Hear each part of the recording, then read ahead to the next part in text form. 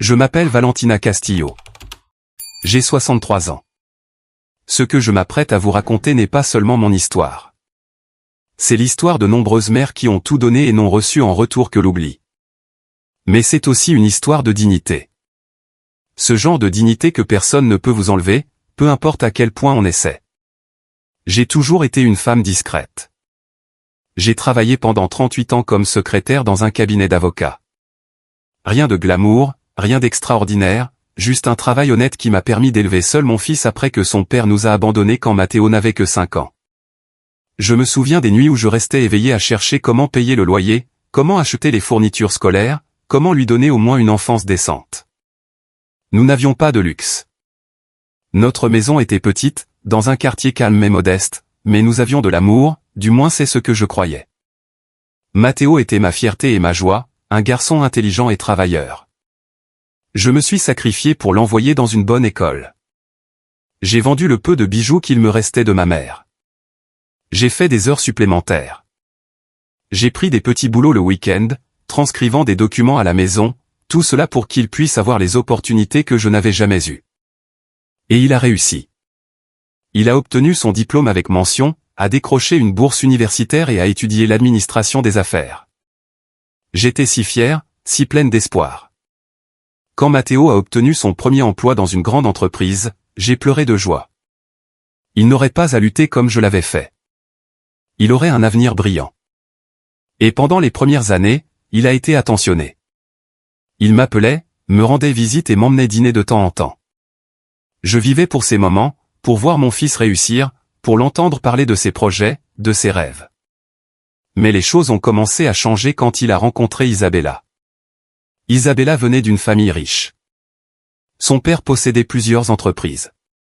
Ils avaient des maisons, des voitures importées et voyageaient constamment. Elle était belle, élégante et bien éduquée. Et dès le début, j'ai su que je ne cadrais pas dans ce monde.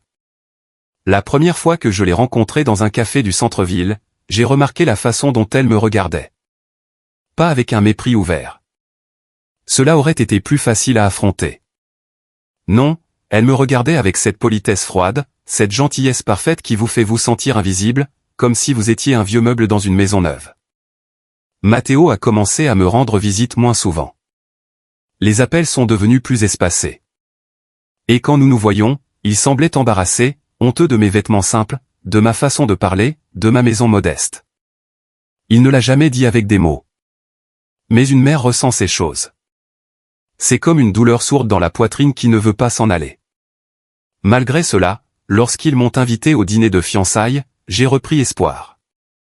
J'ai pensé que les choses s'amélioreraient peut-être, qu'Isabella me donnerait peut-être une chance de mieux la connaître. J'ai acheté une nouvelle robe avec mes économies.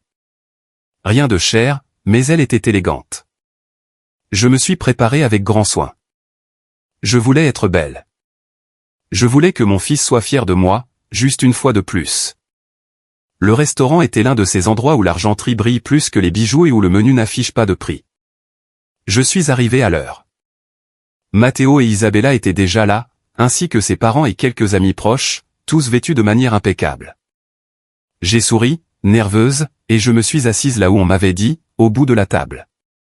Pendant le dîner, j'ai essayé de me joindre aux conversations, mais chaque fois que j'ouvrais la bouche, je sentais les regards, les silences inconfortables. Isabella et sa mère parlaient de leurs prochaines vacances en Europe, du mariage qu'elles planifiaient dans un domaine colonial et des designers qu'elles envisageaient pour la robe. J'ai hoché la tête, j'ai souri et j'ai essayé de montrer un intérêt sincère. Mais c'est alors que c'est arrivé. Quelqu'un a mentionné les traditions familiales et j'ai innocemment partagé une anecdote de l'époque où Mathéo était petit. J'ai raconté comment nous fêtions son anniversaire avec un gâteau fait maison que j'avais préparé moi-même parce que nous n'avions pas les moyens d'en acheter un chic. Comment il soufflait ses bougies les yeux fermés, en faisant des vœux que j'essayais de réaliser même si j'avais très peu. Je pensais que c'était une douce histoire, un souvenir affectueux. Mais cette nuit-là, quelque chose s'est produit qui a tout changé. Le silence qui a suivi mon histoire était lourd et gênant. J'ai vu Isabella échanger un regard avec sa mère, l'un de ces regards qui en disent plus que 1000 mots. Mathéo a baissé les yeux vers son assiette comme si la nourriture était soudainement devenue la chose la plus intéressante au monde. J'ai essayé de me ressaisir. Peut-être avais-je trop parlé. Peut-être n'était-ce pas le bon moment pour ces souvenirs. J'ai bu une gorgée d'eau, les mains tremblant légèrement. Personne n'a rien dit pendant quelques secondes qui ont semblé durer une éternité. C'est alors que Matteo a levé les yeux, mais il ne m'a pas regardé. Il a regardé Isabella comme s'il cherchait son approbation, comme s'il s'excusait pour quelque chose. Et puis il a parlé d'une voix que je ne reconnaissais pas. Une voix froide, distante, remplie d'une onde qui m'a transpercé comme un couteau. « Maman, s'il te plaît. Il n'est pas nécessaire de raconter ces histoires ici, a-t-il dit.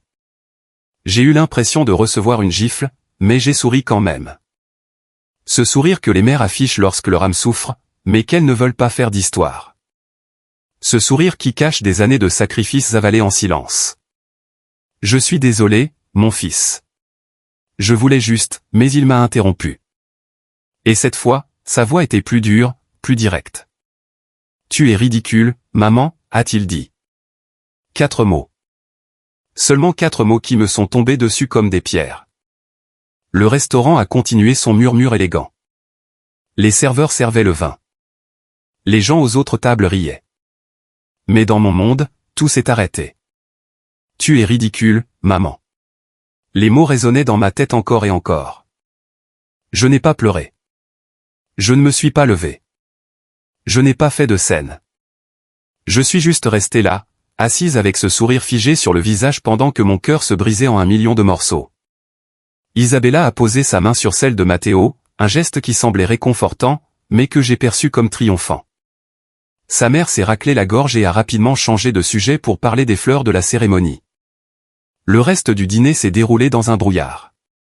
J'ai pris de petites bouchées d'une nourriture qui n'avait aucun goût. J'ai souri quand quelqu'un a apporté un toast. Mais à l'intérieur, quelque chose s'était brisé.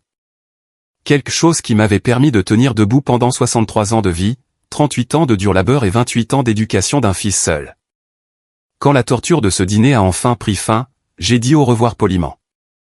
Matteo ne s'est même pas levé pour m'accompagner vers la sortie. Isabella m'a fait 2 baisers dans l'air sans toucher ma peau. Sa mère a dit avec cette fausse gentillesse, « Ce fut un plaisir, Madame Castillo. À bientôt. » Mais ses yeux disaient autre chose. Ils disaient, « Vous n'avez pas votre place ici. Vous n'appartenez pas à notre monde. » J'ai marché seul jusqu'à l'arrêt de bus. Il faisait froid cette nuit-là. Un froid qui ne venait pas seulement du temps qu'il faisait. Je me suis assise sur le banc en métal, me serrant dans mes bras, essayant de retenir les larmes qui ont fini par couler le long de mes joues. Tu es ridicule, maman. Comment en étais-je arrivé là? À quel moment mon fils, le garçon que j'avais élevé avec tant d'amour, était-il devenu cet homme qui avait honte de moi? Étais-je ridicule d'avoir fait des doubles journées pour payer ses études? Étais-je ridicule d'avoir porté les mêmes vêtements pendant des années pour qu'il puisse en avoir des neufs? Étais-je ridicule de l'aimer inconditionnellement? Je suis rentré chez moi après minuit. La même petite maison où Matteo avait grandi, où il avait fait ses premiers pas, où j'avais soigné ses genoux écorchés, où nous avions célébré chaque petite victoire. Je me suis assise dans le salon sans allumer les lumières, seulement éclairée par le lampadaire de la rue à travers la fenêtre. Sur la cheminée se trouvait une photographie. Matteo à 10 ans me serrant dans ses bras, souriant avec ce sourire d'enfant édenté. « Tu es la meilleure maman du monde », avait-il écrit sur une carte de fête des mères cette année-là. Je l'avais gardée toutes ces années. Je l'avais dans mon portefeuille, soigneusement plié. Mais cette nuit-là, je me suis demandé si ce garçon existait encore, ou si je l'avais perdu pour toujours. 2 semaines se sont écoulées sans nouvelles de Matteo. Rien. Pas un appel, pas un SMS. Je n'ai pas cherché à le joindre non plus. Pour la première fois de ma vie, je ne savais pas quoi lui dire. Je ne savais pas comment l'approcher sans paraître ridicule à nouveau. J'ai continué ma routine. J'ai travaillé, je suis rentré à la maison et j'ai cuisiné pour moi seul. Les portions que je préparais d'ordinaire pour 2 étaient désormais des restes. Tout était de trop. La maison semblait plus vide que jamais. Un après-midi, le téléphone a sonné. C'était un numéro inconnu. J'ai hésité avant de répondre. Madame Valentina Castillo a demandé une voix d'homme. Elle était formelle et professionnelle. Oui, c'est moi, ai-je dit. Je vous appelle de la Banque nationale. Je suis le directeur de l'agence du centre-ville. J'ai besoin de vous parler d'une affaire importante. Pourriez-vous passer demain à 10 heures du matin? Mon cœur s'est emballé. La banque? Je n'avais pas de dette. Je n'avais rien demandé. Que pouvait me vouloir une banque? De quoi s'agit-il? Ai-je demandé nerveusement. Il s'agit d'un prêt. Nous préférons en parler en personne. C'est important. Un prêt?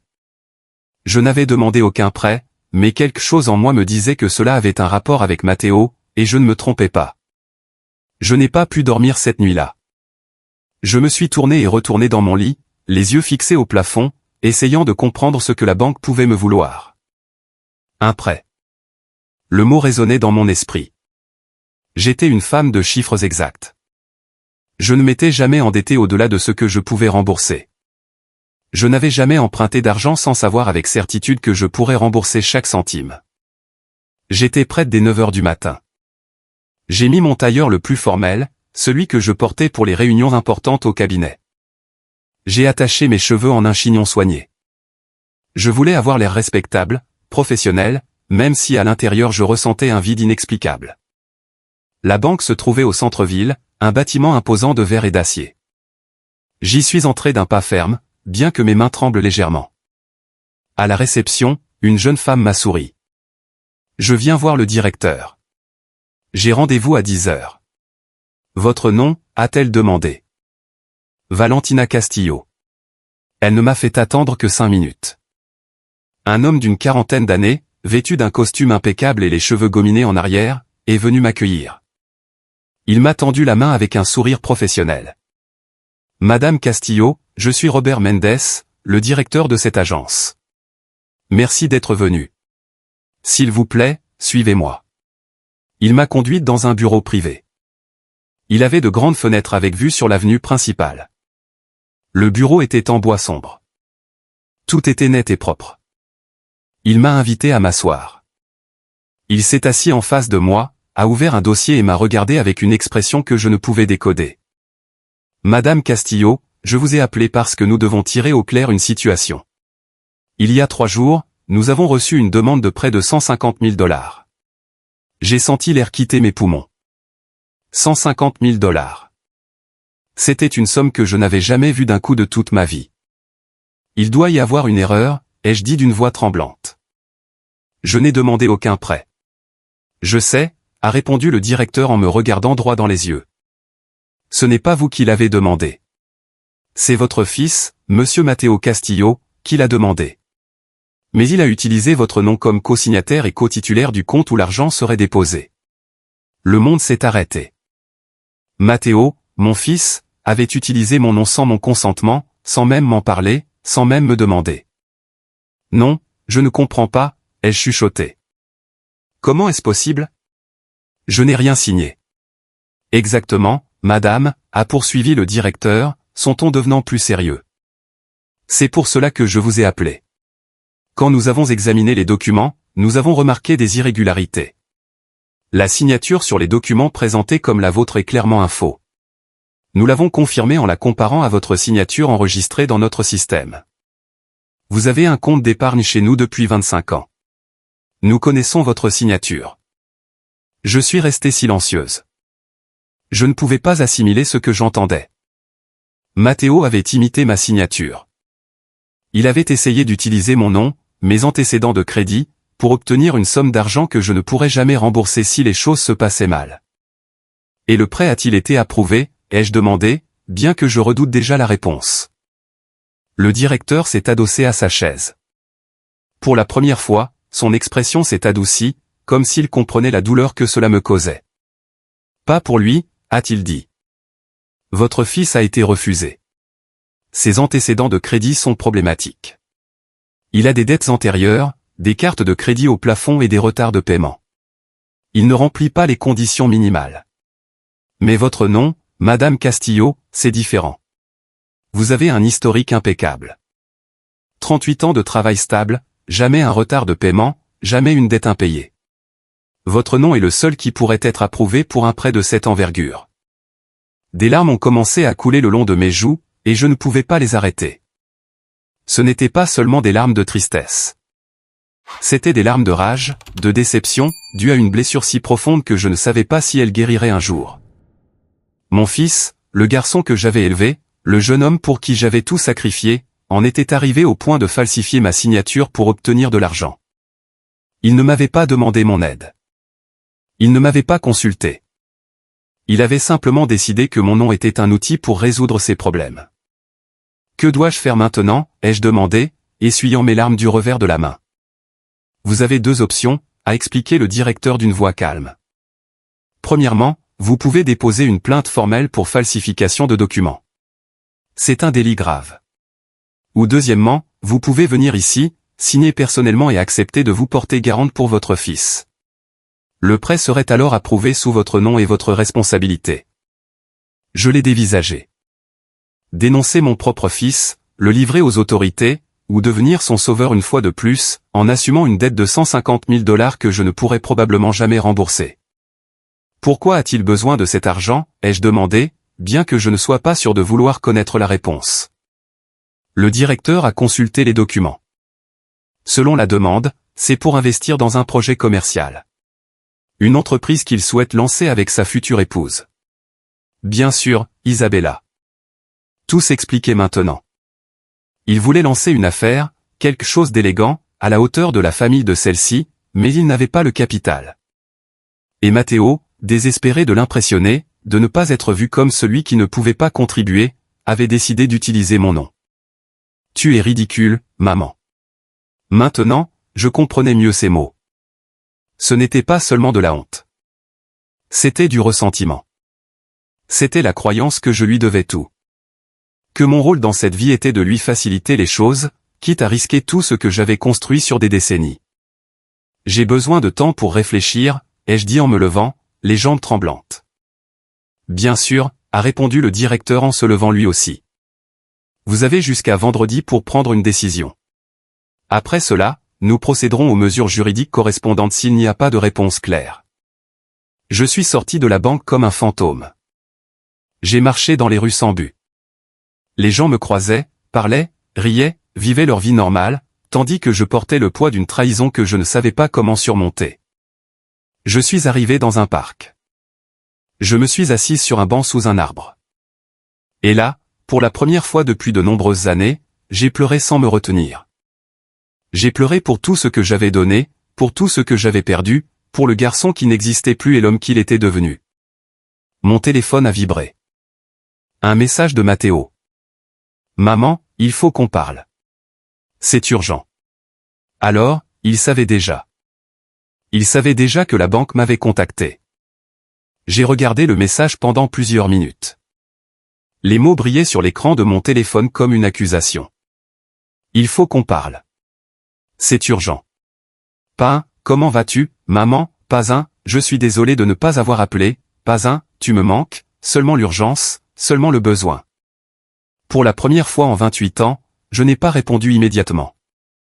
J'ai remis mon téléphone dans mon sac et je suis resté assis sur ce banc de parc, regardant les pigeons picorer des miettes de pain que quelqu'un avait laissées. Comme leur vie était simple. Eux, au moins, ne connaissaient pas la trahison. Ils ne connaissaient pas la douleur de tout donner pour ne recevoir que de l'indifférence. D'autres messages sont arrivés les uns après les autres. Maman, s'il te plaît réponds-moi. C'est important. Tu ne peux pas m'ignorer. Ce dernier message m'a fait sourire amèrement. Tu ne peux pas m'ignorer. Comme si je n'avais pas le droit de prendre mes distances. Comme si mon but avait toujours été d'être disponible. Toujours prêt à résoudre ses problèmes. Toujours disposé à me sacrifier une fois de plus. Finalement, après le 5e message, j'ai répondu. Juste 3 mots. Je sais tout. Il n'y a pas eu de réponse immédiate. J'imaginais Matteo à l'autre bout du fil, comprenant que la banque m'avait appelé, comprenant que son plan avait échoué. Je me suis demandé s'il ressentait de la honte, de la culpabilité, ou s'il ne ressentait que de la frustration parce que sa mère, une fois de plus, n'avait pas été aussi ridicule qu'il l'espérait.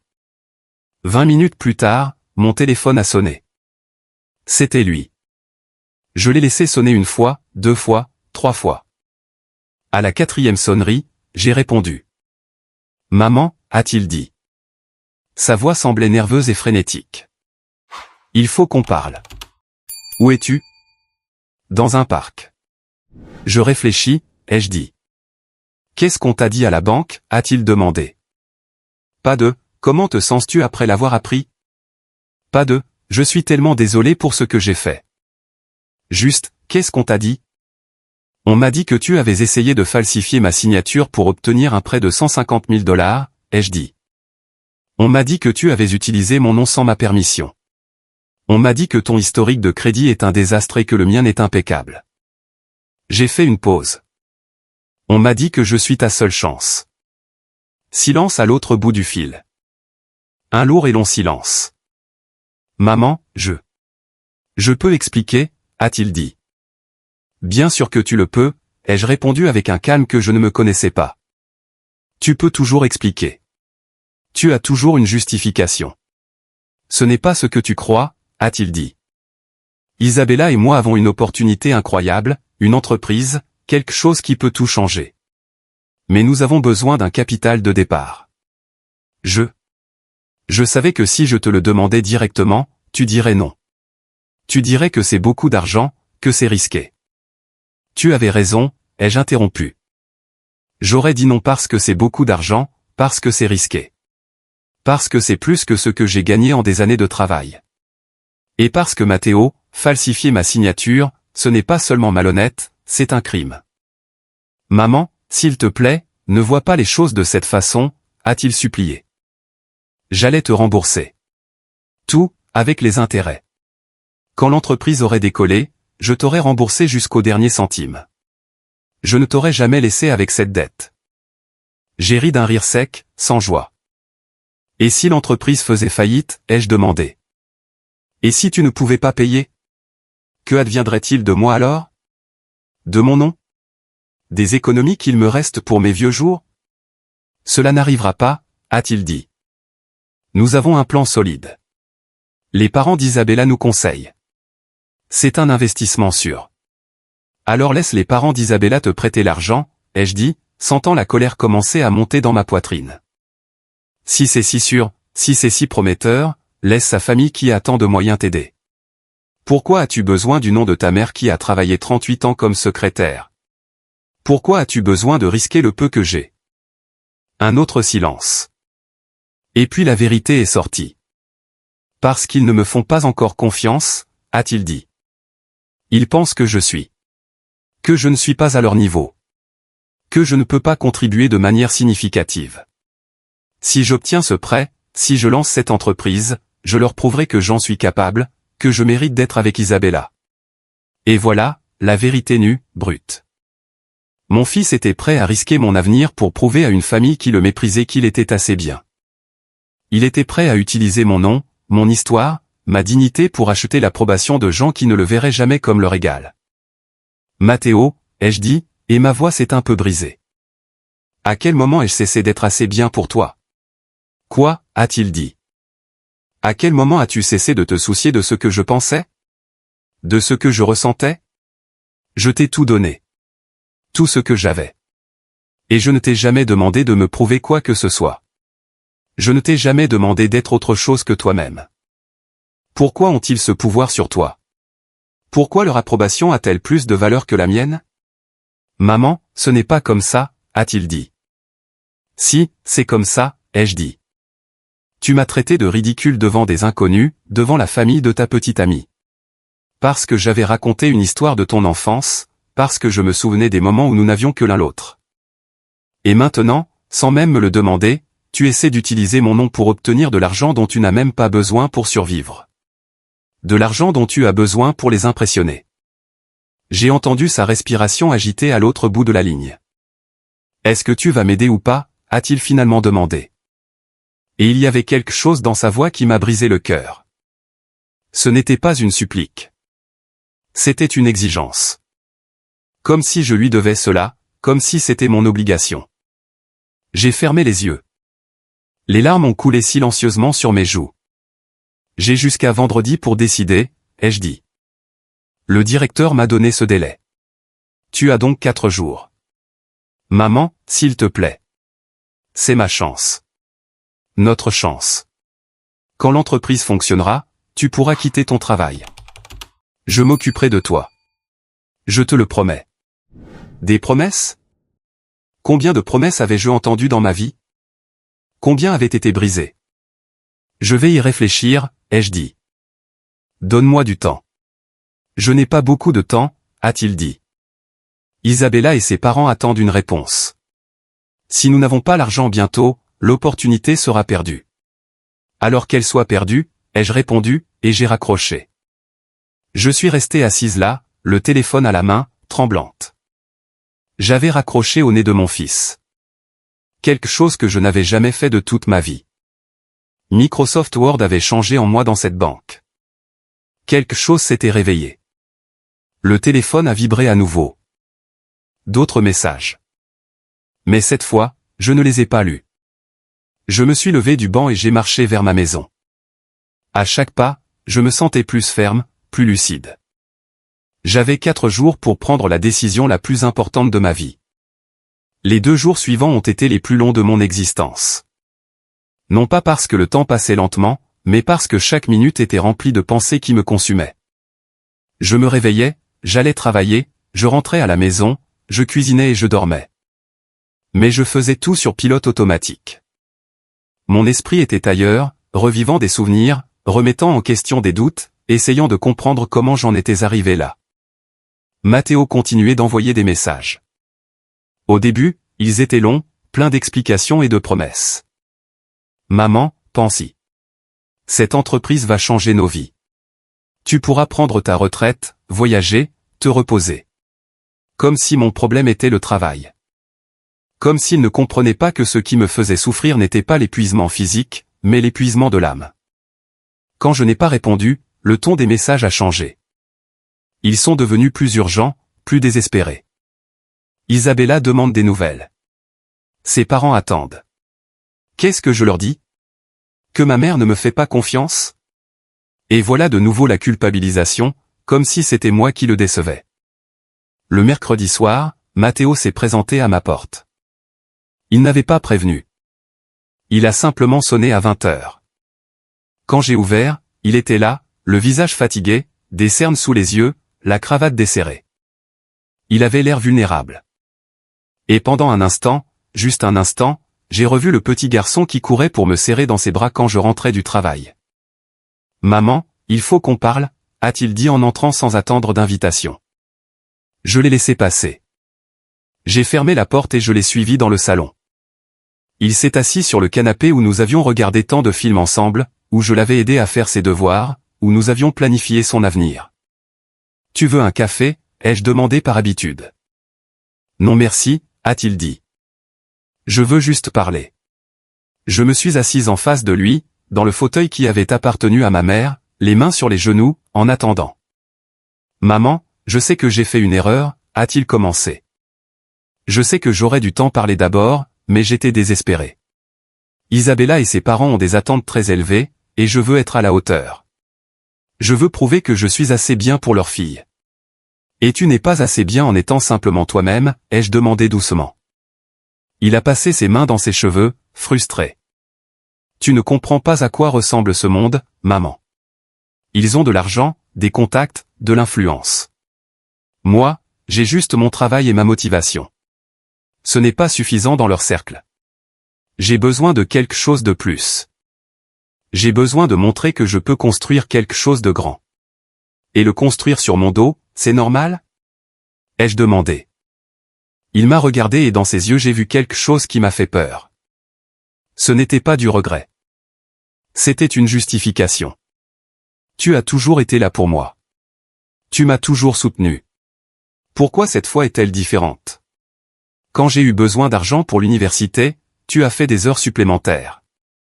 Quand j'ai eu besoin d'un costume pour mon premier entretien, tu as vendu tes bijoux. Pourquoi maintenant, alors que j'ai l'opportunité de ma vie, me tournes-tu le dos?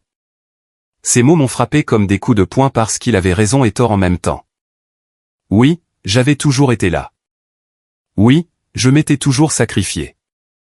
Mais ces fois-là étaient différentes. Ces fois-là, il m'avait demandé de l'aide. Il m'avait regardé dans les yeux et m'avait dit « Maman, j'ai besoin de toi. » Et j'avais choisi de donner. Maintenant, il avait pris sans demander. Il avait décidé pour moi. Matteo, il y a une différence énorme entre le fait que je t'aide quand tu me le demandes et le fait que tu utilises mon nom sans mon consentement, ai-je dit. Tu as falsifié ma signature. Est-ce que tu te rends compte de la gravité de cela? Il a baissé les yeux. C'était une erreur née du désespoir, a-t-il dit. Mais nous pouvons arranger ça. Viens avec moi à la banque. Signe les papiers. Co-signez le prêt. Je te le jure, maman. Je te le jure sur tout ce que j'aime que je te rembourserai chaque centime. Et si tu ne peux pas, ai-je insisté. Et si l'entreprise échoue? Si tu perds tout? Qu'est-ce qui m'arrive? Il s'est levé du canapé. Il a commencé à faire les 100 pas dans la pièce. Ça ne va pas échouer. Nous avons un plan. Nous avons étudié le marché. Les parents d'Isabella connaissent des investisseurs.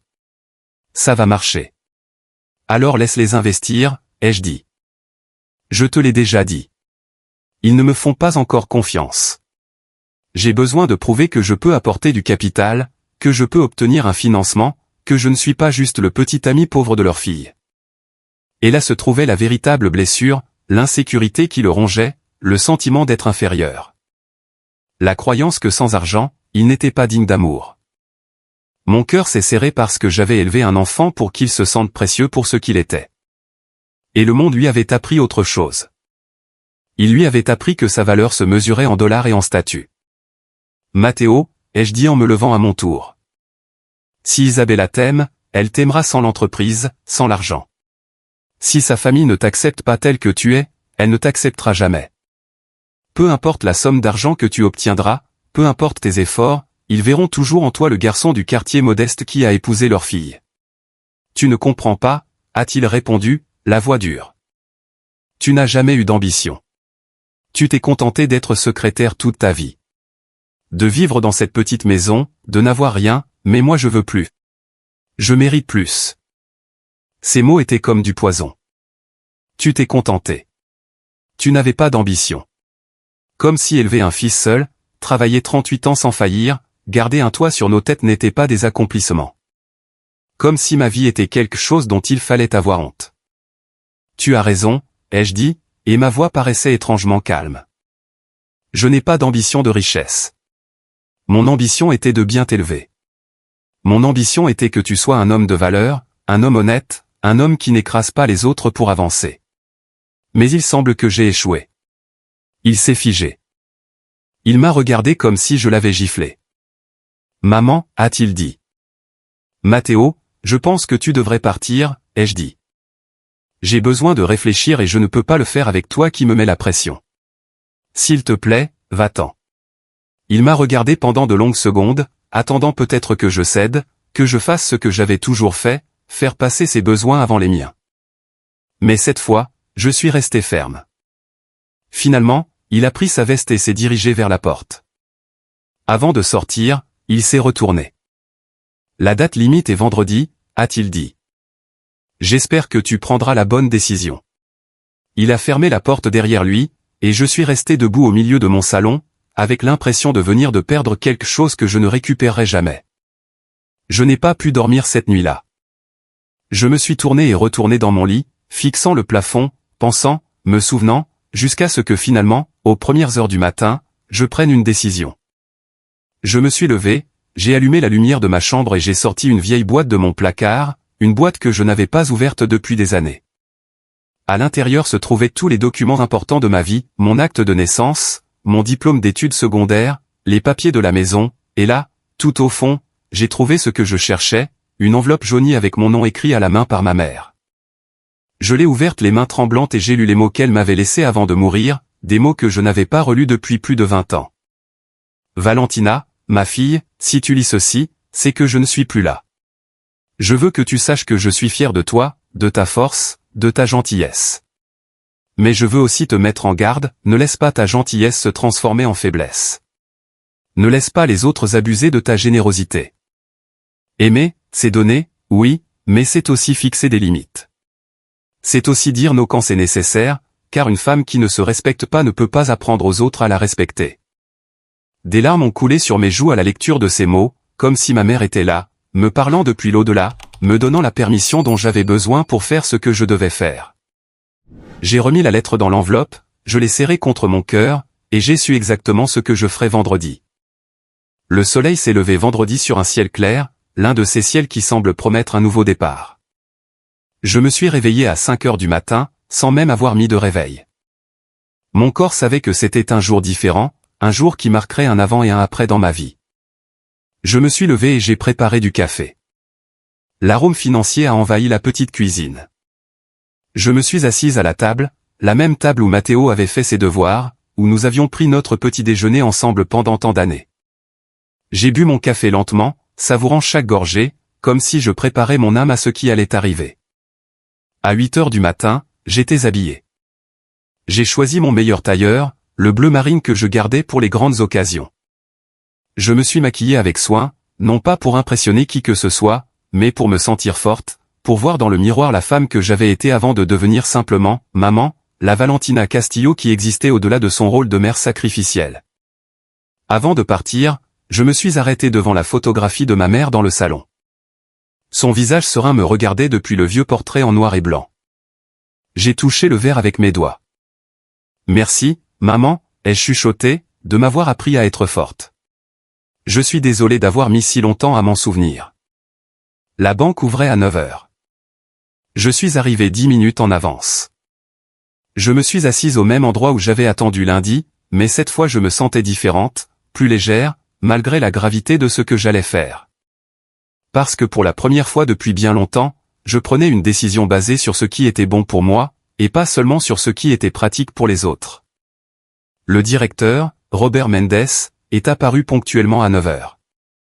Madame Castillo, bonjour. Avez-vous pris votre décision? Oui, ai-je répondu en me levant.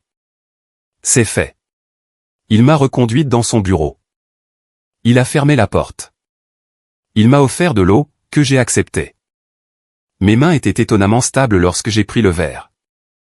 Alors, a-t-il dit en s'asversté et en croisant les doigts sur la table. Qu'avez-vous décidé? J'ai pris une profonde inspiration. C'était le moment. J'ai décidé que je n'allais pas signer et que je ne co-signerais pas le prêt de mon fils. Le directeur a hoché la tête lentement, sans surprise, comme s'il s'était attendu à cette réponse. Je comprends, a-t-il dit. Et êtes-vous consciente que cela signifie que votre fils pourrait faire face à des poursuites judiciaires pour falsification de documents? Je le suis, ai-je répondu, et ma voix n'a pas tremblé. Mais je suis aussi consciente que si je signe, je validerai son comportement. Je lui dirai qu'il est acceptable d'utiliser les gens, même sa mère, pour obtenir ce qu'il veut, et ce n'est pas la leçon que je veux lui enseigner. Le directeur m'a regardé avec ce qui semblait être du respect. Voulez-vous déposer une plainte formelle? J'ai fermé les yeux un instant. Dénoncer mon propre fils, le traîner devant les tribunaux, était une chose que je n'aurais jamais imaginé faire. Mais je n'aurais jamais imaginé non plus qu'il serait capable de falsifier ma signature. Non, ai-je dit finalement. Je ne veux pas porter plainte contre lui, mais je veux qu'il y ait une trace à la banque de ce qui s'est passé. Je veux qu'il soit enregistré que les documents ont été falsifiés et que j'ai refusé le prêt.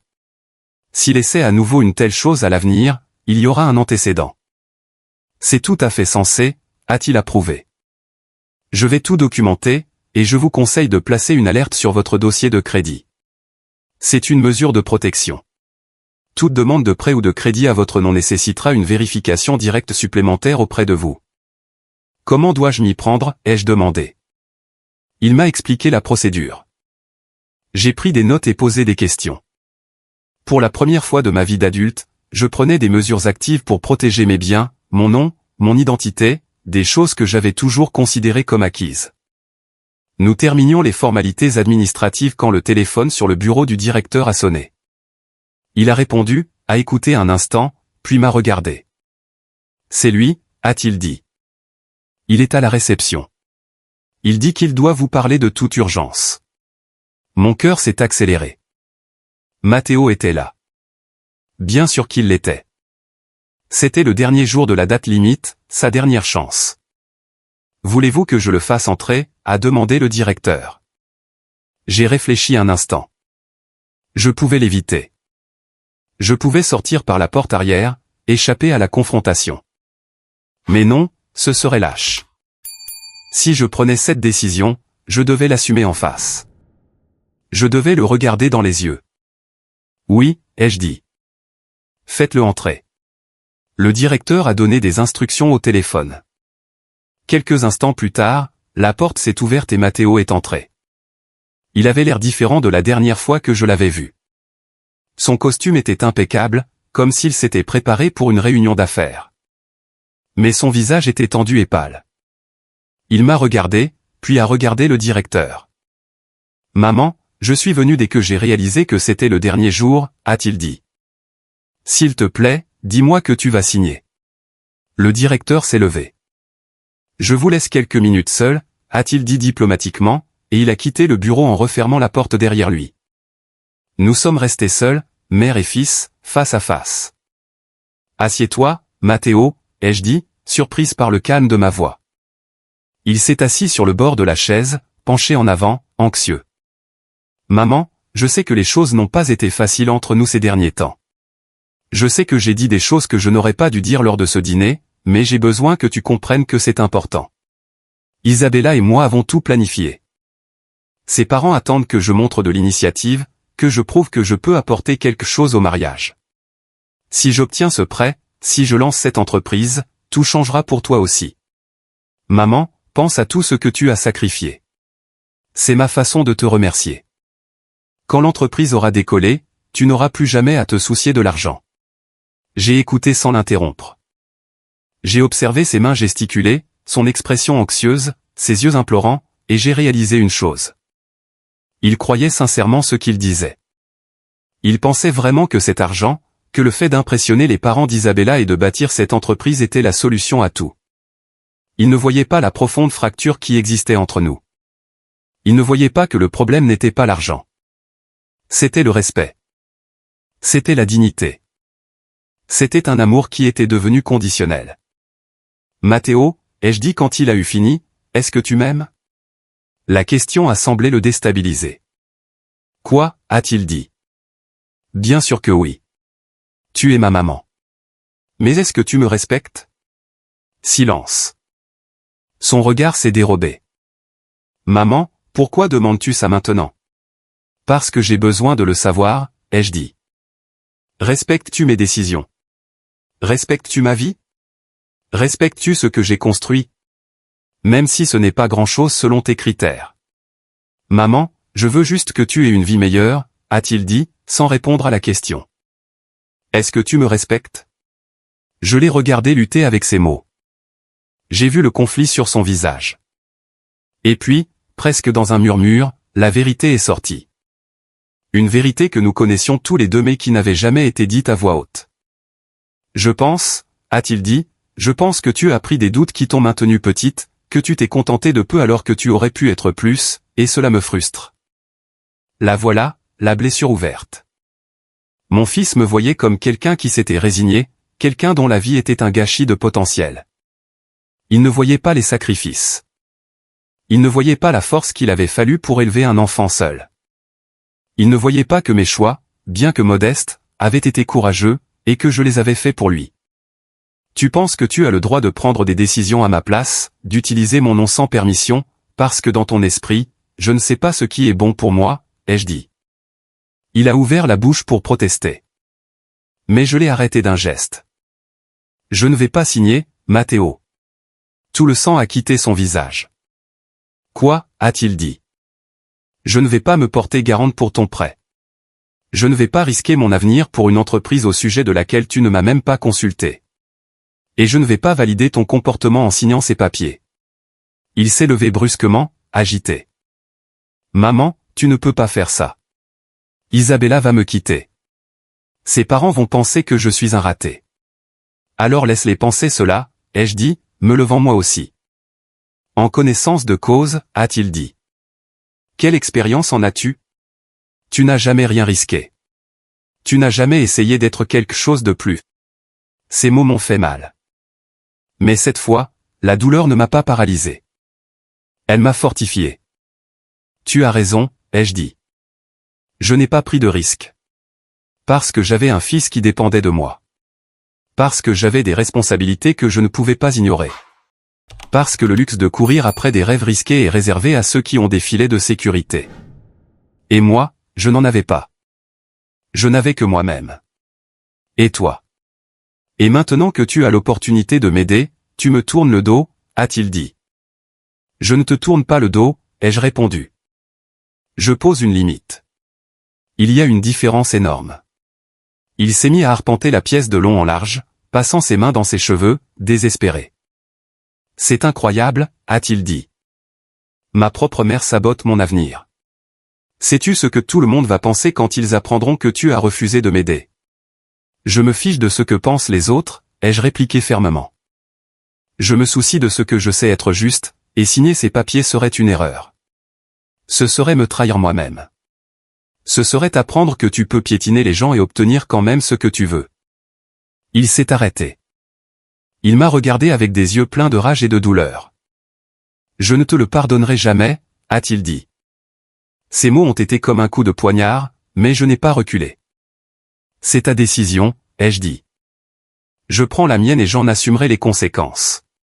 Tu devras faire de même. Il est resté là, tremblant de fureur et d'impuissance. Pendant un instant, j'ai cru qu'il dirait autre chose, que peut-être, au fond, il comprendrait. Mais il ne l'a pas fait. Au lieu de cela, il est sorti du bureau, faisant claquer la porte en verre derrière lui. Je me suis retrouvé seul. Mes jambes ont fléchi, et j'ai dû m'asseoir. Les larmes que j'avais retenues pendant toute la conversation ont fini par se libérer. J'ai pleuré en silence, les mains sur le visage.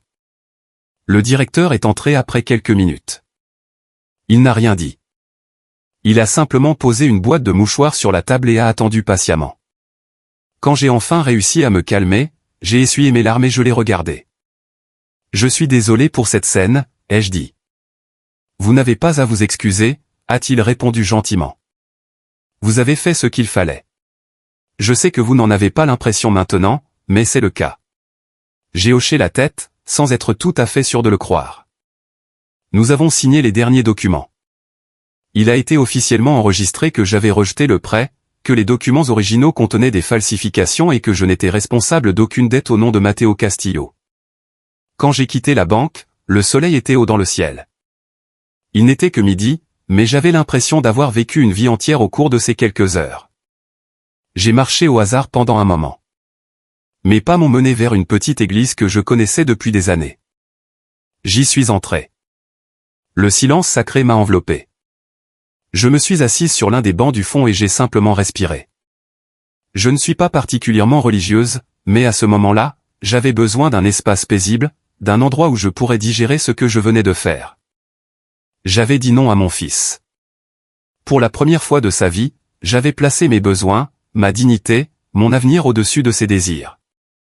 Et bien que je sache que c'était la bonne chose à faire, cela faisait mal d'une manière que je ne saurais décrire. Je suis resté là pendant plus d'une heure, priant parfois, pleurant parfois, et existant simplement. Quand je suis enfin parti, mon téléphone affichait 17 messages, tous de Matteo. Je ne les ai pas lus. Pas encore. J'avais besoin de temps.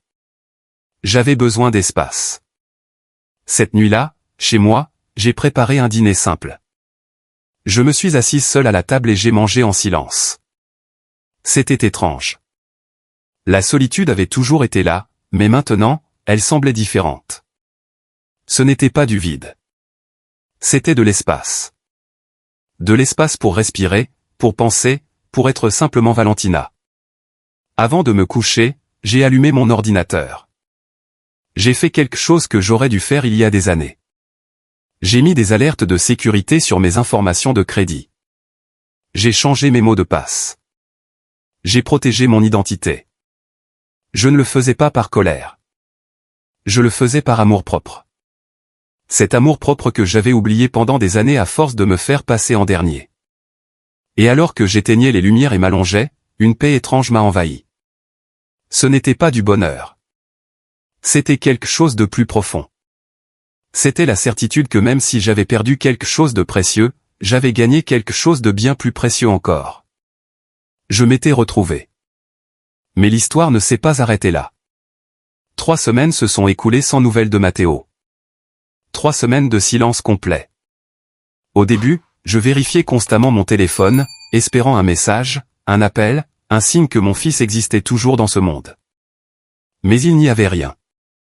C'était comme s'il m'avait effacé de sa vie aussi facilement qu'on efface un SMS. Isabella publiait des photos sur ses réseaux sociaux.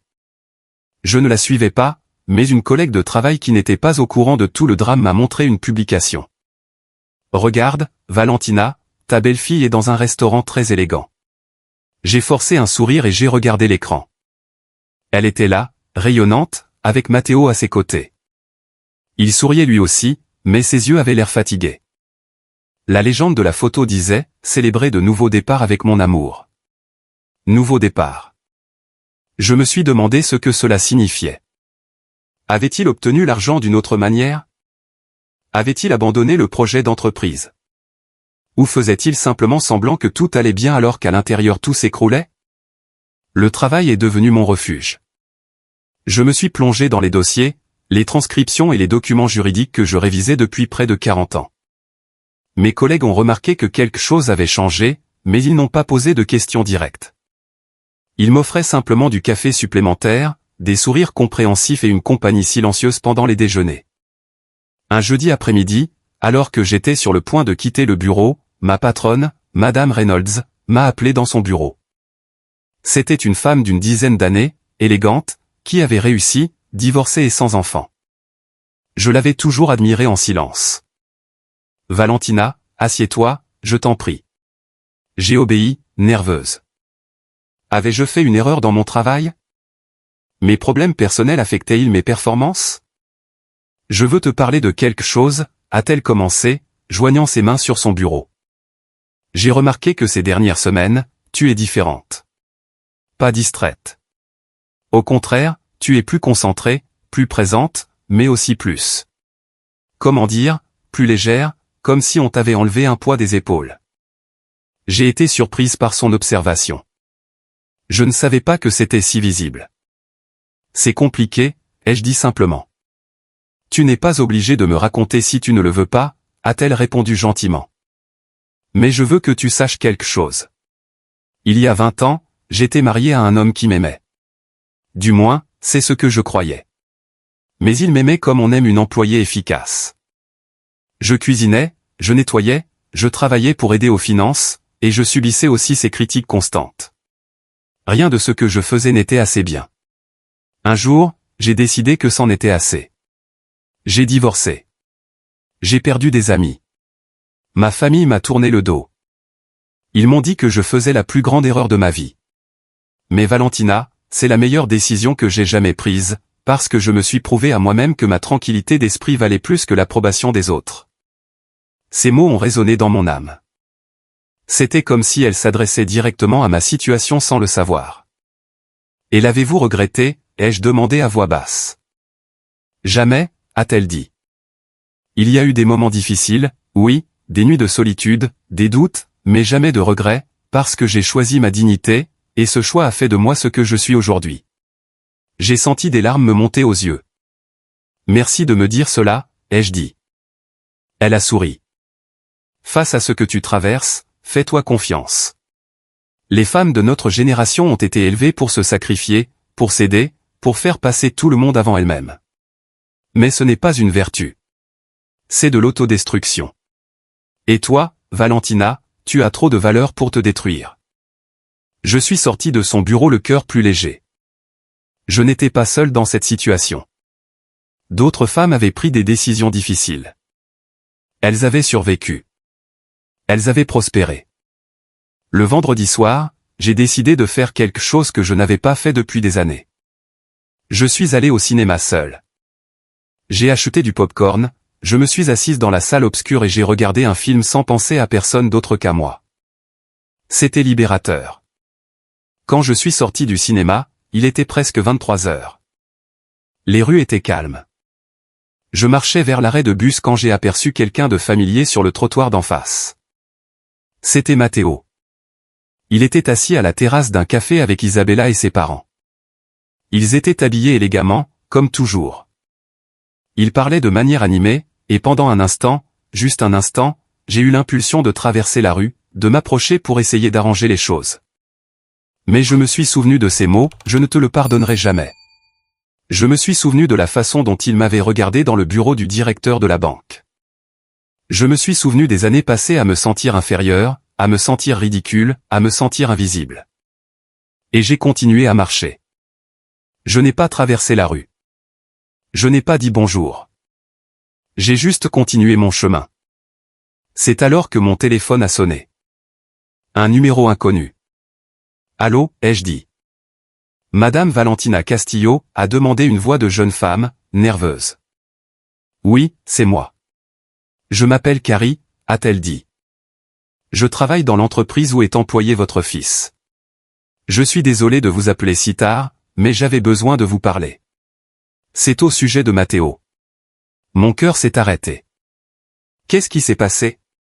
Est-ce qu'il va bien, ai-je demandé. Oui, il va bien physiquement, mais il y a quelque chose que je pense que vous devriez savoir. Quelque chose qu'il ne va pas vous dire. Je me suis arrêté au milieu de la rue. Des gens passaient à côté de moi, mais j'étais figé. De quoi s'agit-il, ai-je demandé. Il y a eu une pause. J'ai entendu Carrie prendre une profonde inspiration comme pour rassembler son courage. Matteo a été licencié aujourd'hui pour détournement de fonds. Il a pris de l'argent sur le compte de notes de frais de l'entreprise pour des investissements personnels. Ce n'était pas une grosse somme, mais c'était suffisant pour qu'il soit licencié sans référence.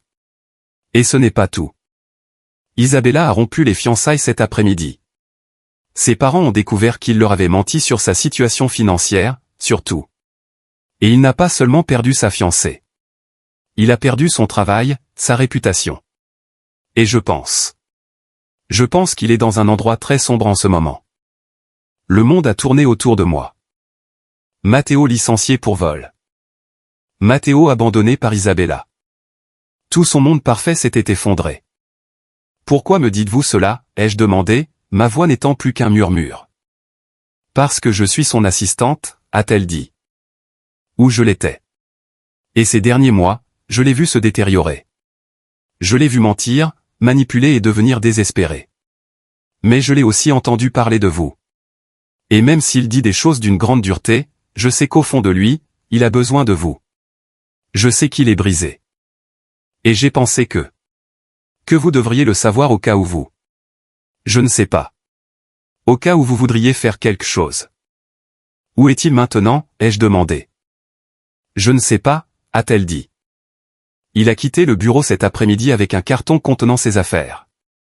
Il n'a pas répondu quand j'ai essayé de l'appeler, mais Madame Valentina, s'il vous plaît, soyez prudente. Il est très en colère, très blessé, et les gens blessés peuvent dire des choses qu'ils ne pensent pas. J'ai raccroché le téléphone, les mains tremblantes. Mon premier réflexe a été de courir le chercher. C'était mon fils. Il souffrait. Il avait besoin d'aide. Mais je me suis souvenu de la lettre de ma mère. Ne laisse pas ta gentillesse se transformer en faiblesse. Que devais-je faire? Je suis rentré chez moi en état de choc. Je me suis assise dans le salon, lumières éteintes, à réfléchir. Matteo avait tout perdu. Et une partie de moi, cette partie maternelle qui ne meurt jamais, voulait le sauver. Je voulais lui dire que tout irait bien, que je lui pardonnais, qu'il pouvait revenir à la maison. Mais une autre partie de moi, celle qui s'était réveillée au cours des dernières semaines, savait que si je le sauvais maintenant, je validerais tout son comportement. Je lui apprendrais qu'il pouvait tomber encore et encore, et que maman serait toujours là pour le ramasser sans conséquence, sans limite. J'étais au milieu de ce tourbillon mental quand j'ai entendu frapper à ma porte, des coups forts, insistants et désespérés. Je me suis levé, le cœur battant à tout rompre. Je me suis approché de la porte. Qui est-ce, ai-je demandé. C'est moi, maman. S'il te plaît, ouvre, a-t-il dit. C'était Matteo, et sa voix paraissait complètement brisée. J'ai ouvert la porte lentement, et mon fils était là, mais ce n'était pas l'homme élégant et arrogant des dernières semaines. Ce Matteo avait le visage défait, les yeux rouges et gonflés, les cheveux en bataille. Sa chemise était froissée, sa cravate avait disparu et ses premiers boutons étaient détachés. Dans ses mains, il portait une boîte en carton, probablement celle contenant ses affaires de bureau. « Maman » a-t-il dit, Et sa voix s'est brisée. Maman, s'il te plaît. Je me suis écarté sans dire un mot. Il est entré en chancelant légèrement, comme s'il était ivre, bien qu'il ne sente pas l'alcool. C'était le poids de la défaite qui le faisait marcher ainsi. Il a posé la boîte sur le sol, s'est effondré sur le canapé et a enfoui son visage dans ses mains. J'ai fermé la porte. Je suis resté là à le regarder, à attendre. Une partie de moi voulait courir l'enlacer et lui dire que tout irait bien, mais je suis resté ferme. J'avais besoin qu'il parle en premier. J'avais besoin d'entendre ce qu'il avait à dire. Le silence s'est prolongé pendant plusieurs minutes. On n'entendait que sa respiration lourde et saccadée. Finalement, il a levé la tête. Ses yeux ont croisé les miens. J'ai tout perdu, a-t-il dit. Tout. Mon travail, Isabella. Sa famille, tout ce pourquoi j'ai travaillé pendant des années. Tout est fini. Je sais, ai-je répondu calmement. Ton bureau m'a appelé. Il a semblé surpris. Carrie, a-t-il demandé. Oui, ai-je dit. Elle s'inquiétait pour toi. Il a eu un rire amer, sans joie. Au moins, il y avait quelqu'un. Isabella ne m'a même pas laissé m'expliquer. Ses parents ont appelé la sécurité pour m'escorter hors de chez eux quand j'ai allé lui parler. Comme si j'étais un criminel. Comme si j'étais un déchet. Tu as pris de l'argent à l'entreprise, Matteo, ai-je dit. C'est un délit. Il s'est levé brusquement, agité. C'était un prêt. J'allais le rembourser. J'avais juste besoin d'un peu de capital de départ pour l'entreprise. Je pensais que lorsque nous commencerions à faire des bénéfices, je pourrais le remettre sans que personne ne s'en aperçoive. Mais quelqu'un s'en est aperçu, ai-je dit. Oui, a-t-il dit. Ce maudit comptable a fait un audit surprise, il m'a démasqué et m'a exposé devant tout le conseil d'administration. Il m'a humilié. Il a dit que j'étais un voleur, un escroc. Je l'ai regardé faire les 100 pas dans le petit salon comme un animal en cage. Tout en lui criait le désespoir, la rage et la honte. Et à quoi t'attendais-tu, ai-je demandé, gardant ma voix neutre. T'attendais-tu à prendre de l'argent qui ne t'appartenait pas sans que personne ne le remarque? T'attendais-tu à ce que mentir à Isabella et à ses parents n'ait aucune conséquence? Il s'est tourné vers moi et il y avait quelque chose de sauvage dans ses yeux. Je m'attendais à ce que ma propre mère me soutienne, a-t-il crié. Je m'attendais à ce que lorsque je te demandais de l'aide, tu me la donnes. Si tu avais signé ce prêt, rien de tout cela ne serait arrivé. Je n'aurais pas eu à prendre cet argent. Je n'aurais pas eu à mentir. C'est entièrement de ta faute. Ces mots sont tombés comme des pierres. Ma faute. Bien sûr, il était plus facile de m'en vouloir que d'assumer la responsabilité de ses propres choix. Non, ai-je dit fermement. Ce n'est pas de ma faute. Tu as pris ces décisions. Tu as choisi de falsifier ma signature. Tu as choisi de voler ton entreprise. Tu as choisi de mentir à Isabella. Chacune de ces décisions était la tienne, Matteo, pas la mienne. Mais tu m'y as forcé, a-t-il dit. Si tu m'avais aidé. Je t'y ai forcé? Ma voix s'est élevée, ce qui était inhabituel pour moi. Je t'ai forcé à être malhonnête? Je t'ai appris à mentir, à voler, à manipuler? C'est ce que tu crois. Il s'est tu, respirant lourdement. Je t'ai élevé pour que tu sois meilleur que cela, ai-je continué, sentant les larmes me brûler les yeux. Je t'ai appris des valeurs, l'honnêteté, le travail acharné, l'intégrité. Qu'est-il arrivé à ce garçon qui rêvait de réussir honnêtement sans écraser personne? Quand es-tu devenu ainsi? Je le suis devenu quand j'ai réalisé que tes valeurs ne servent à rien dans le monde réel, a-t-il crié. Tes valeurs t'ont gardé pauvre toute ta vie. Tes valeurs t'ont fait te contenter de miettes. Je ne veux pas de ça. Je veux plus. Et regarde où t'a mené le fait de vouloir plus sans penser aux conséquences, ai-je répondu, montrant du doigt la boîte sur le sol. Voilà ton plus. Une boîte d'affaires personnelles et aucun avenir. Il s'est à nouveau effondré sur le canapé, couvrant son visage de ses mains, puis il a commencé à pleurer. Pas des sanglots étouffés, mais des pleurs profonds, déchirants. Le genre de pleurs que l'on a lorsqu'on fait enfin face aux ruines de sa propre création. Mon cœur de mère saignait. Le voir si brisé était presque insupportable. Mais je n'ai pas bougé. Je ne suis pas allé le réconforter parce que je savais que c'était son moment. Son moment de faire face à la vérité. Et si j'intervenais, si je le sauvais maintenant, je lui retirais l'opportunité d'apprendre. Il a pleuré pendant plusieurs minutes.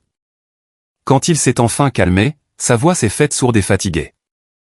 Je ne sais pas quoi faire, maman. Je n'ai pas de travail. Je n'ai pas d'argent. J'ai des dettes partout. Mes cartes de crédit sont au maximum. J'ai 3 mois de retard sur le loyer de mon appartement et je n'ai nulle part où aller. Isabella m'a bloqué de partout. Ses parents ont menacé de me poursuivre en justice si je m'approchais d'elle. Et tu es venu ici parce que tu n'avais pas d'autre choix, ai-je demandé, surprise par la dureté de ma propre question. Je suis venu parce que tu es ma mère, a-t-il dit. Je suis ta mère, ai-je acquiescé. Mais je ne suis pas ton éternelle sauveuse. Je ne suis pas la banque vers laquelle tu te tournes quand tout le reste échoue. Je ne suis pas le filet de sécurité que tu peux ignorer quand cela t'arrange et utiliser quand tu en as besoin. Et alors, a-t-il dit.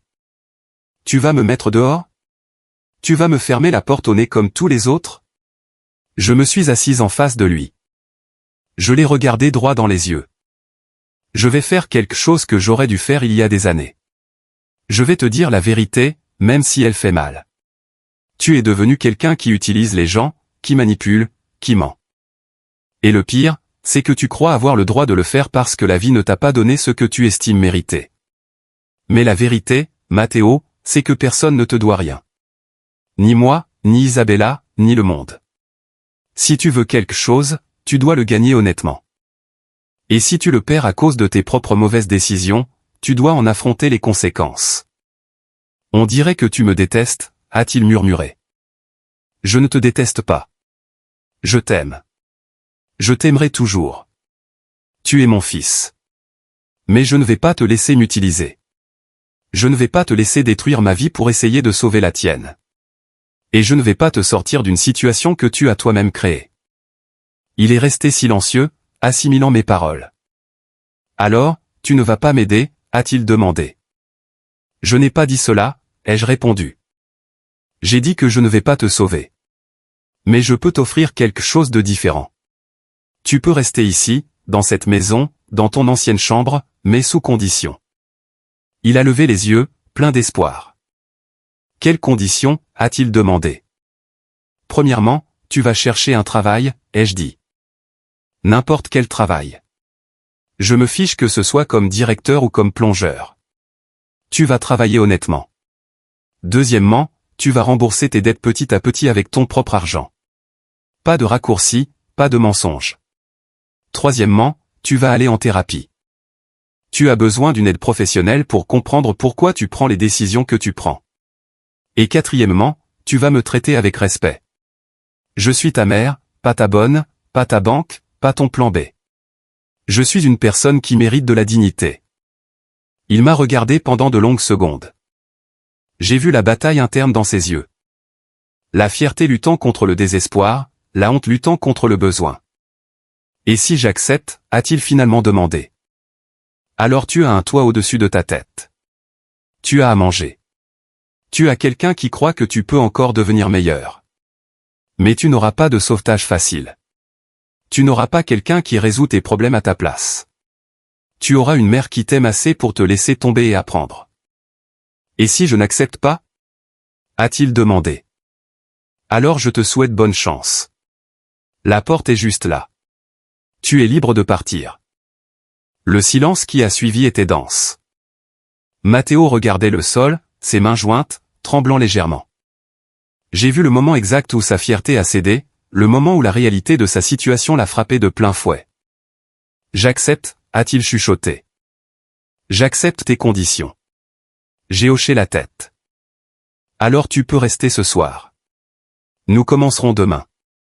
Demain, je t'aiderai à refaire un curriculum vie, à chercher un travail, à réorganiser ta vie.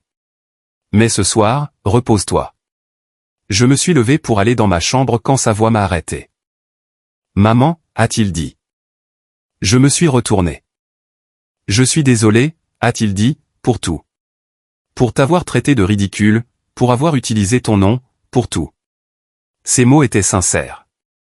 Je pouvais le voir dans ses yeux. Mais je savais aussi que les excuses n'étaient qu'un début. Le véritable changement viendrait avec les actes, avec le temps, avec un effort constant. Je sais, ai-je simplement dit. Bonne nuit, Matteo. Cette nuit-là, allongé dans mon lit, j'ai doute d'entendre du mouvement dans la pièce d'à côté.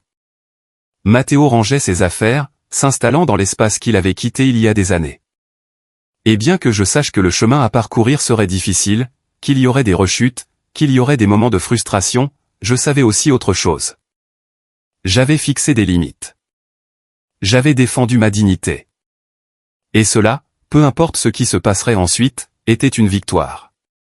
Mais l'univers me réservait une dernière leçon, une leçon qui viendrait de là où je m'y attendais le moins. Les premiers jours avec Matteo à la maison ont été étranges et maladroits, comme apprendre à danser une nouvelle danse avec un ancien partenaire.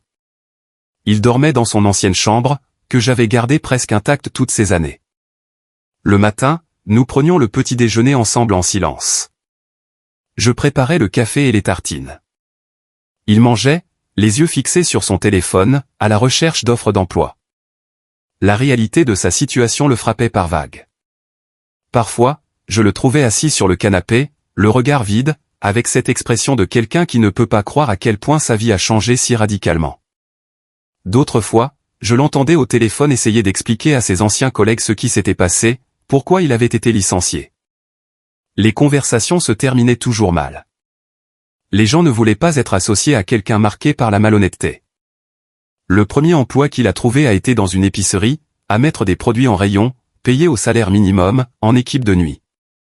Je l'ai vu partir cette première nuit dans son uniforme, la tête basse, les mains dans les poches. L'homme qui avait rêvé d'entreprise et d'accord à $1 million rangeait maintenant des boîtes de conserve de haricots à 2 heures du matin. Une partie de moi avait mal pour lui, mais une autre savait que c'était nécessaire, que toucher le fond était le seul moyen de reconstruire sur des bases solides. Une semaine après avoir commencé à travailler, il est rentré particulièrement silencieux. Il s'est assis à la table de la cuisine sans enlever son uniforme. Je préparais le dîner. Il s'est passé quelque chose, ai-je demandé sans me retourner. Un ancien ami d'université est venu à l'épicerie aujourd'hui, a-t-il dit d'une voix fatiguée.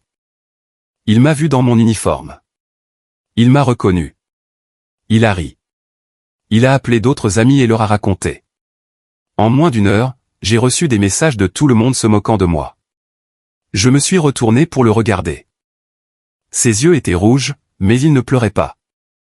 C'était quelque chose de pire. De la pure humiliation. Je suis désolé, ai-je dit sincèrement.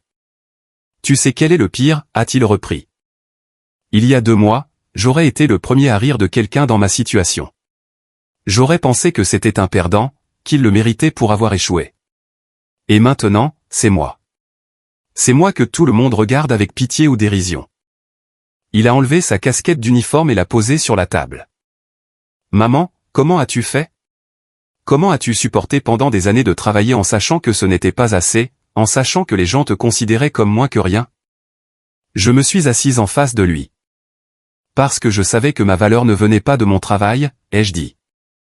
Elle venait de qui j'étais, de mon intégrité, de ma capacité à garder la tête haute peu importe ce que pensaient les autres. Et parce que j'avais une raison de le faire, j'avais un fils à élever. Un fils qui était ma motivation pour me lever chaque jour. Il a baissé les yeux. Je n'ai pas ça, a-t-il dit. Je n'ai pas de motivation. Je n'ai pas de raison. J'ai juste des dettes et de la honte. Alors trouve-la, ai-je dit fermement. Trouve ta raison. Mais ne la cherche pas pour impressionner les autres. Ne le fais pas pour prouver quoi que ce soit à Isabella ou à sa famille. Que ce soit quelque chose de réel, quelque chose qui t'appartienne. Il a hoché la tête lentement, comme s'il assimilait mes paroles. Les jours sont devenus des semaines. Matteo travaillait, rentrait épuisé, dormait et répétait le cycle.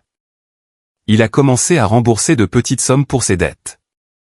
$20 par-ci, 30 par-là. Rien de significatif, mais c'était un début. Il a également commencé à aller en thérapie, comme nous en étions convenus. Il ne parlait pas beaucoup de ce qu'il abordait lors des séances, mais je pouvais voir des changements subtils, moins de défensive, plus de réflexion. Un après-midi, j'étais au travail quand j'ai reçu un appel de la banque. C'était Robert Mendes, le directeur. Madame Castillo, bonjour.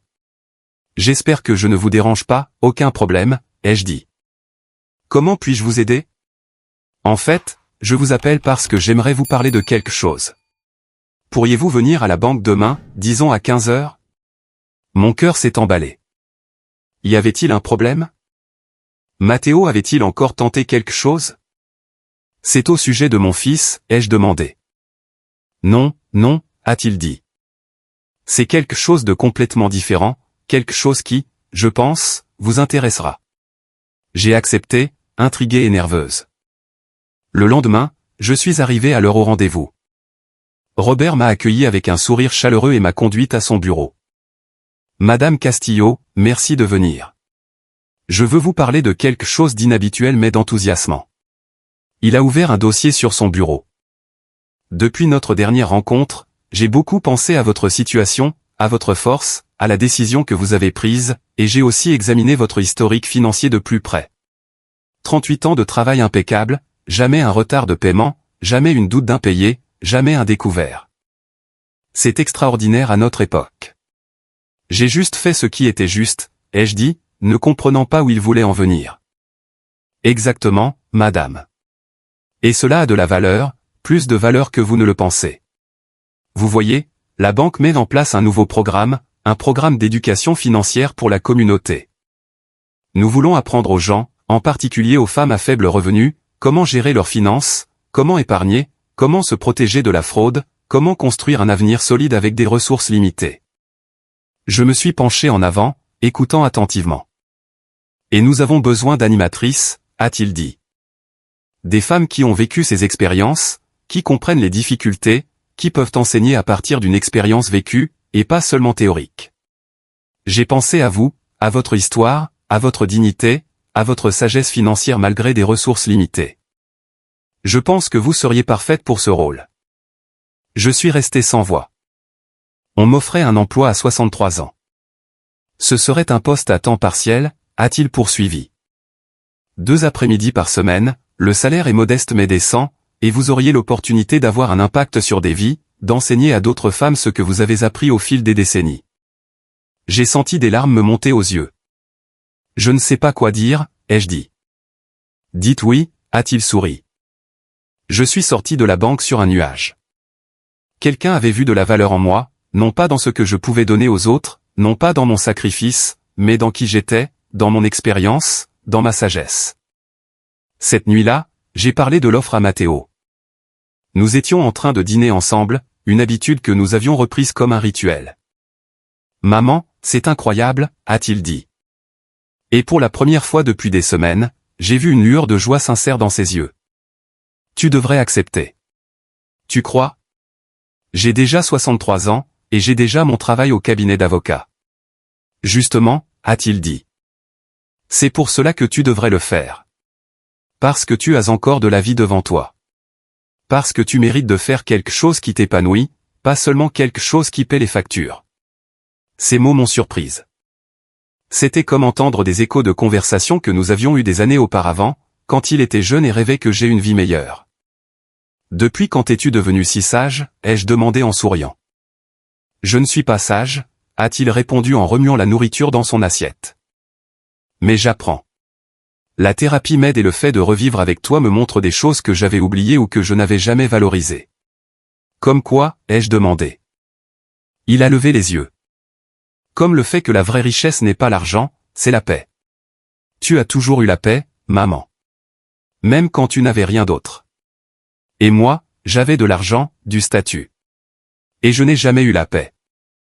J'étais toujours anxieux, toujours à chercher plus, à avoir l'impression de ne pas être assez bien. J'ai tendu la main de l'autre côté de la table. Il l'a prise. Tu vas t'en sortir, mon fils, ai-je dit. Cela va prendre du temps, mais tu vas t'en sortir. Merci de ne pas m'avoir abandonné, a-t-il dit, la voix brisée. Merci d'avoir fixé des limites, de ne pas m'avoir sauvé. Je sais que c'était difficile. Je sais que cela fait encore mal, mais c'était ce dont j'avais besoin. Il m'a serré la main. 2 jours plus tard, j'ai accepté l'offre de la banque. Je commencerai dans 1 mois.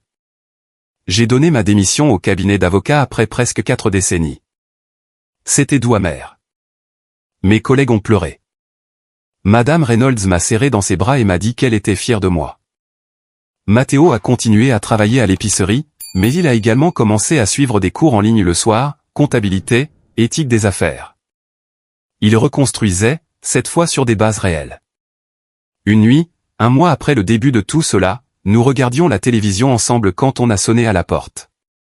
Il était 21h. Qui cela pouvait-il être? J'ai ouvert la porte et je me suis figé. C'était Isabella, mais pas l'Isabella élégante et parfaite que je connaissais. Cette Isabella avait les yeux gonflés, le maquillage étalé et les cheveux en désordre. Elle portait des vêtements décontractés, pas de bijoux, et n'avait plus rien de cet air de supériorité. « Madame Castillo » a-t-elle dit d'une voix tremblante, « j'ai besoin de vous parler, s'il vous plaît. » Je l'ai laissée entrer, même si chaque fibre de mon être me dictait d'être prudente. Isabella est entrée lentement, regardant autour de mon humble salon comme si elle le voyait pour la première fois. Matteo s'est levé du canapé, pâle comme la mort. « Isabella, qu'est-ce que tu fais ici ?» a-t-il demandé. Elle ne l'a pas regardé. Elle m'a regardé. « Madame Castillo, est-ce qu'on peut parler seul, s'il vous plaît ?» J'ai regardé Matteo. Il semblait blessé, mais a hoché la tête et s'est rendu dans sa chambre en fermant la porte derrière lui. « Assieds-toi » ai-je dit en désignant le canapé. Elle s'est assise sur le bord, nerveuse, se tordant les mains. Je me suis assise en face d'elle, en attendant. « Je ne sais pas par où commencer » a-t-elle débuté d'une voix tremblante. Je suppose que je devrais commencer par m'excuser pour tout. Pour la façon dont je vous ai traité, pour avoir permis à mes parents de vous traiter ainsi, pour vous avoir fait sentir que vous n'étiez pas assez bien. Ces mots m'ont surprise. Je ne m'y attendais pas. « Pourquoi es-tu ici, Isabella » ai-je demandé. Elle a pris une profonde goutte de respiration comme pour rassembler son courage. Parce que ma vie s'est effondrée elle aussi. 3 semaines après avoir rompu avec Matteo, j'ai découvert quelque chose sur mon père. Quelque chose de terrible. Il s'avère que son empire commercial a été bâti sur la fraude, l'évasion fiscale et la corruption. Tout ce qui paraissait solide et respectable était un mensonge. Les autorités l'ont arrêté il y a une semaine. Mes parents ont tout perdu. Les maisons, les voitures, les comptes bancaires, tout a été confisqué. Et ma mère. Ma mère a fait une dépression nerveuse. Elle est dans une clinique psychiatrique maintenant. Des larmes ont commencé à couler sur ses joues. Soudain, moi qui ai toujours tout eu, je n'ai plus rien. Mes amis m'ont tourné le dos. Les gens qui nous flattaient nous crachent dessus aujourd'hui. Et j'ai réalisé une chose horrible, je n'ai jamais été aimé pour qui j'étais, seulement pour ce que j'avais, pour mon nom, pour l'argent de ma famille. Elle a essuyé ses larmes du revers de la main. Et puis je me suis souvenu de Matteo. Je me suis souvenu de la façon dont il m'aimait, même quand mes parents le méprisaient. Je me suis souvenu qu'il était prêt à tout faire, même des choses stupides et mauvaises, juste pour être digne de moi. Et j'ai réalisé que je l'ai rejeté au moment où il avait le plus besoin de moi. Tout comme tout le monde me rejette aujourd'hui. Et tu viens ici pour chercher quoi? Ai-je demandé, gardant ma voix neutre. Le pardon? Une réconciliation? Un refuge? Je viens chercher des conseils, a-t-elle répondu, me regardant droit dans les yeux. Parce que vous êtes la seule personne que je connaisse qui a eu très peu et a gardé sa dignité, qui a affronté l'humiliation et s'en est sorti la tête haute. Je ne sais pas comment faire ça. Je ne sais pas comment vivre sans argent, sans statut, sans tout ce qui définissait qui j'étais. Je me suis adossé à mon fauteuil, l'étudiant du regard. Cette jeune femme brisée devant moi n'était pas la même que celle qui m'avait regardé avec mépris lors de ce dîner. C'était quelqu'un qui avait été dépouillé de tout ce qui était superficiel et qui faisait maintenant face à sa véritable identité. « Isabella, est-ce que tu aimes Matteo » ai-je demandé. Elle a cligné des yeux, surprise par cette question directe. « Je pense que oui » a-t-elle dit. Ou du moins, je le pensais.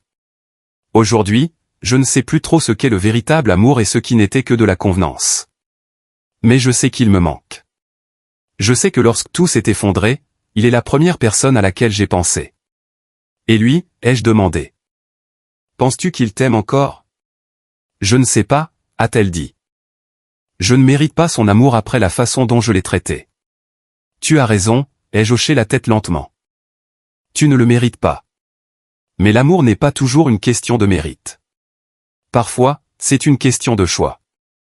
Matteo est dans sa chambre en ce moment même, écoutant probablement chaque mot de cette conversation. Quand tu auras fini de me parler, tu pourras lui parler. Mais d'abord, laisse-moi te dire une chose. Je me suis penché en avant. La vie sans argent n'est pas la fin du monde. C'est difficile, oui. Cela demande des sacrifices, oui, mais cela t'apprend aussi qui tu es vraiment. Cela dépouille de tous les masques, de toutes les apparences, et t'oblige à regarder la personne dans le miroir. Et cette personne, Isabella, est la seule qui importe. Non pas ce que les autres pensent de toi, pas ton statut social. Toi, ton caractère, ton intégrité, ta capacité à aimer et à être aimé inconditionnellement. Comment fait-on cela? A-t-elle demandé d'une voix perdue, presque enfantine. Comment construit-on cela? On commence par être honnête avec soi-même et avec les autres, ai-je dit. On reconnaît ses erreurs. On demande pardon là où c'est nécessaire, puis on travaille jour après jour, en reconstruisant sa vie sur des valeurs réelles, pas sur des apparences. Elle a hoché la tête, absorbant mes paroles. Matteo est en train de faire cela aujourd'hui, ai-je continué. Il travaille dans une épicerie. Il rembourse ses dettes. Il va en thérapie.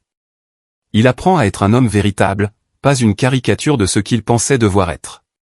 Et il est plus heureux, plus authentique qu'il ne l'a été depuis des années. Penses-tu qu'il me pardonnera, a-t-elle demandé. Tu devras lui poser la question, ai-je dit. Mais je te dis ceci, si vous devez être ensemble, ce doit être sur des fondations complètement nouvelles. Pas de mensonges, pas de faux semblants, pas de jeu de pouvoir. Deux personnes brisées qui s'aident mutuellement à guérir. Peux-tu faire cela? Je peux essayer, a-t-elle chuchoté. Je me suis levé, j'ai marché jusqu'à la porte de la chambre de Matteo et j'ai frappé doucement. Mon fils, Isabella veut te parler, ai-je dit. La porte s'est ouverte. Matteo est sorti, les yeux rouges. Il avait pleuré. Les deux jeunes gens se sont regardés pendant de longues secondes. Toute la douleur, toute l'histoire, tout l'amour compliqué entreflottait dans l'air. Je vais faire une promenade, ai-je dit. Prenez tout le temps qu'il vous faut. Je suis sorti de chez moi, les laissant seuls. J'ai marché dans le quartier sous les étoiles. C'était une nuit claire et fraîche et, tout en marchant, je réfléchissais à tout ce qui s'était passé ces derniers mois. J'avais perdu la version de mon fils que je connaissais, mais j'avais gagné l'opportunité de faire la connaissance de l'homme qu'il était en train de devenir. J'avais fixé des limites douloureuses, mais j'avais retrouvé ma dignité. J'avais dit non alors que toute ma vie j'avais dit oui, et le ciel ne m'était pas tombé sur la tête, le monde ne s'était pas arrêté. Je me suis souvenu de ce moment à la banque, des semaines auparavant, quand le directeur avait dit « Votre nom, Madame Castillo, est le seul qui pourrait être approuvé pour un prêt de cette envergure. » Et je me suis souvenu de la façon dont, avec un sourire calme sur le visage, je lui avais répondu par seulement 4 mots. 4 mots qui avaient tout changé. 4 mots qui marquaient le moment où Valentina Castillo cessait d'être une femme qui vivait pour les autres et devenait une femme qui vivait pour elle-même. Alors la réponse est non. Il n'y avait pas eu de drame. Pas d'explications élaborées. Juste ces 4 mots, clairs, fermes et définitifs. Et avec ces 4 mots, je m'étais libéré. Quand je suis rentré chez moi 1 heure plus tard, Matteo et Isabella étaient assis sur le canapé et parlaient à voix basse. Je ne les ai pas interrompus. Je suis simplement allé dans ma chambre. Je leur ai laissé leur espace. Le lendemain matin, Isabella était toujours là. Elle avait dormi sur le canapé. Matteo préparait le café dans la cuisine. Ils avaient tous les deux l'air fatigués, mais différents, plus légers. « Bonjour », ai-je dit. « Bonjour, Madame Castillo », a répondu Isabella. « J'espère que cela ne vous dérange pas que je sois resté. »« Pas du tout », ai-je dit. « Vous avez parlé ?»« Beaucoup », a dit Matteo. « Et nous avons décidé quelque chose. Nous allons recommencer, mais lentement, comme de vraies personnes, pas comme les personnages que nous jouions. Je vais chercher un travail, a ajouté Isabella. Je vais apprendre à vivre sans dépendre de l'argent de ma famille. Et je vais apprendre à être quelqu'un dont je peux être fier. J'ai souri. C'est un bon projet, ai-je dit. Mais souvenez-vous, le chemin ne sera pas facile. Il y aura des jours difficiles. Il y aura des moments où vous voudrez abandonner. Je le sais, a dit Matteo. Mais maintenant, j'ai quelque chose que je n'avais pas avant, j'ai quelqu'un qui m'a appris qu'il est normal de tomber, tant qu'on se relève avec plus de sagesse. Il m'a serré dans ses bras. Et dans cette étreinte, j'ai ressenti quelque chose que je n'avais pas ressenti depuis des mois. J'ai senti mon fils. Non pas l'homme arrogant qui avait honte de moi, mais le garçon que j'aimais. L'homme qui l'apprenait à être. Les mois suivants ont été une période de transformation pour tout le monde. J'ai commencé mon nouveau travail à la banque, enseignant l'éducation financière aux femmes de la communauté. J'ai doute de découvrir que j'avais un talent pour cela, que mon histoire résonnait, que mon expérience était précieuse. Les femmes qui assistaient à mes ateliers m'enlaçaient, pleuraient et me remerciaient de leur donner de l'espoir. Matteo a continué à l'épicerie, mais il a également terminé ses cours en ligne. Il a fini par obtenir un meilleur emploi. Rien de glamour, mais c'était honnête. Isabella a trouvé un emploi d'assistante dans une petite entreprise. Elle a appris à prendre les transports en commun, à cuisiner, à vivre avec moins, et elle a découvert qu'elle était plus forte qu'elle ne le pensait. Ils ne se sont pas mariés tout de suite.